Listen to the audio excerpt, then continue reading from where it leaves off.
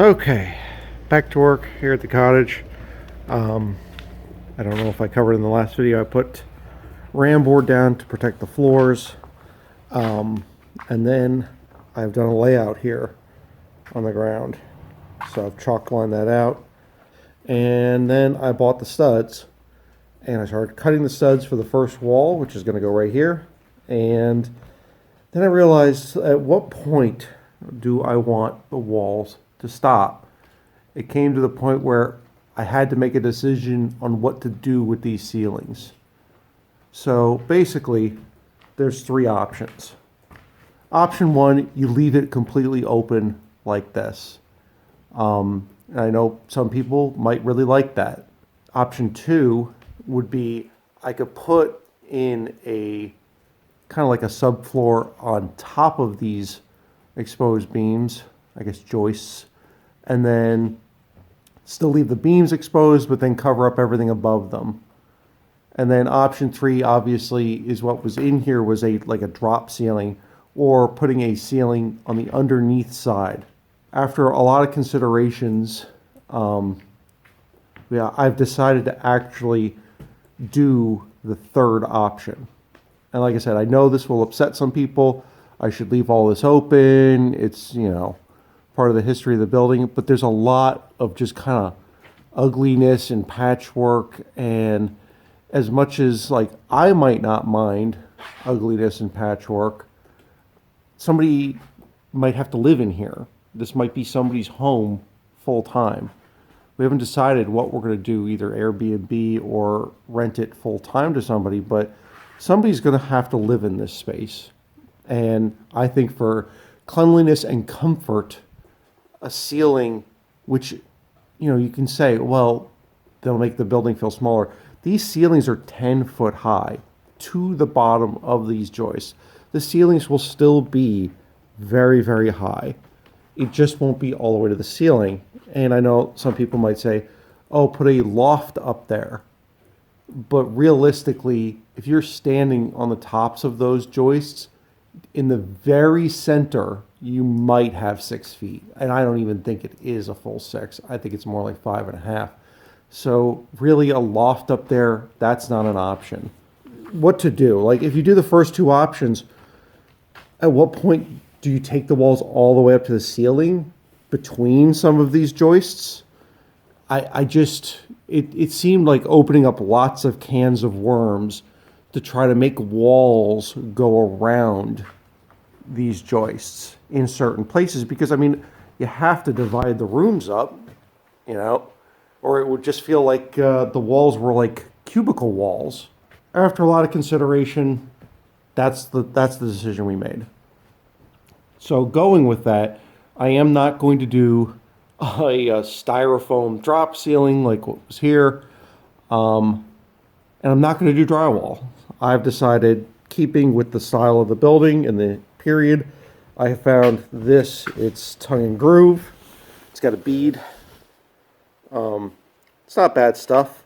It's very affordably priced, 50 cents a square foot, which once you figure drywall's 33 cents a square foot, then you have to pay for compound, probably more primer and paint than you would if I just painted or primed this. I think it's very, very in the range of drywall, and I think more appropriate to the building, and a added benefit of me not having to sand the ceilings, which I've done so many times that I don't want to do it again. Anyway, enough rambling. Let's get started.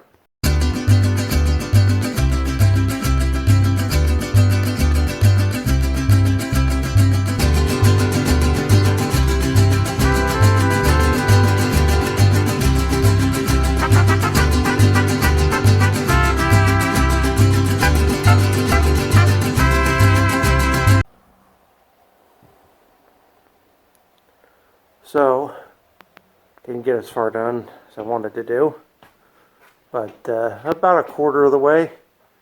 Probably being generous with that, but I like it. I think it's the appropriate look for the building. It's just a lot of work. It's like laying hardwood floors, except for you're laying them over your head. And I know some people are probably thinking, why not do those like plywood panels with the beads already in them? And you never get those panels to like line up right. They always just look like plywood when you lay them out. And this is the harder way to do it, and of course that's the way I'm going to do it. And it's also period correct to the building. This is definitely something that they might have done, considering that they did the walls and the floors all in tongue and groove. Why not the roof too? Alright, I am whooped for today. I'll have to get back on it tomorrow.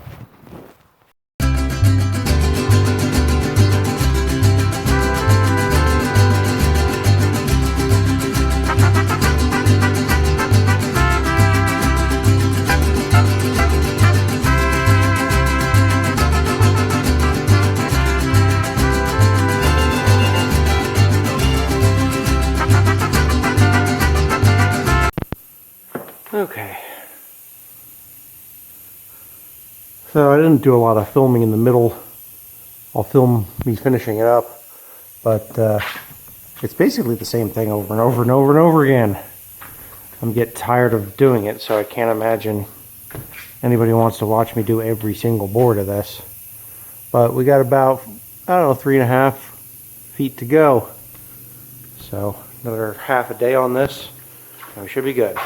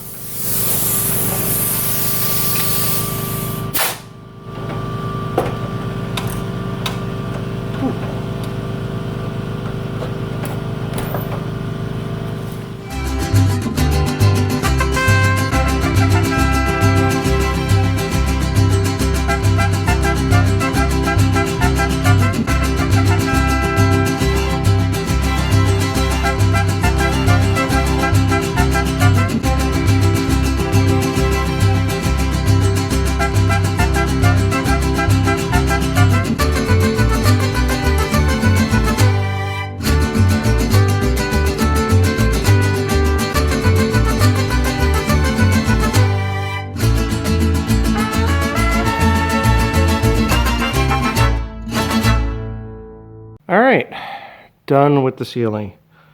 I really like the way it turned out. I'm gonna fill some of the larger knot holes, and then we're gonna probably do like a semi-transparent stain, probably like a creamy color, probably similar to what we're gonna do on the walls. And I'm actually debating on using this this tongue and groove product on the walls. Estimated pretty darn close. I probably have 20-30 square feet of wastage, which is exactly what I estimated. I am down to, I think, 1 or 2, 3 whole boards left on the stack. So I'm not great at math, but I am great at estimating. I'll pat myself on the back. Anyway, a lot of work, but I think a lot less work than doing drywall. So I'm going to debate on using this product for the walls. I mean, why not? If I could get it down to about the same price as drywall and I don't have to sand anything or do joint compound and create all the dust, why not? All right, well, I think this project is starting to roll downhill. At least I hope it is. I'm really making a push to have the cottage done this year. A lot of it's going to be down to financial things. I mean, it needs a septic tank. It needs a water line run out to it. Electrical hookups. All that's going to cost money. But I think I could physically get the work done in a year. And, all right. Thanks everybody for watching.